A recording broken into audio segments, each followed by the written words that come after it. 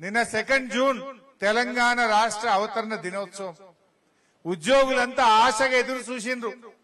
ఏమన్నా చెప్తాడేమో ముఖ్యమంత్రి, పీఆర్సీ వస్తదేమో, మా జీతాలు ఏమన్నా పెరుగుతాయేమో, పెట్రోల్ పెరిగింది, డీజిల్ పెరిగింది, కూరగాయలు పెరిగినాయి, ధరలు పెరిగినాయి, జీతమేమో పెరుగుతలేదు, ఈ రేవంత్ రెడ్డి ఏమన్నా పెంచుతాడేమో అని ఆశగా చూసిండ్రు. కానీ నిరాశే మిగిలింది. పుస్తకం కూడా పురాగా చదవలే, ఎండగొడుతుందని పుస్తకం బంద్ పెట్టి చదువుకుంటున్నాడు. అయితే ఆ పీఆర్సీ గురించి ఉలుకులేదు పలుకులేదు. పోనీ డిఏలు ఇచ్చిండా? 6 డిఏలు. ఈ భారతదేశంలో 28 రాష్ట్రాల్లో 6 డిఏలు పెండింగ్ పెట్టిన గవర్నమెంట్ ఏదన్నా ఉందంటే ఈ రేవంత్ రెడ్డి గవర్నమెంట్, ఈ కాంగ్రెస్ గవర్నమెంట్. భారతదేశంలో గిన్ని డిఏలు ఆడ పెండింగ్ లో లేవు.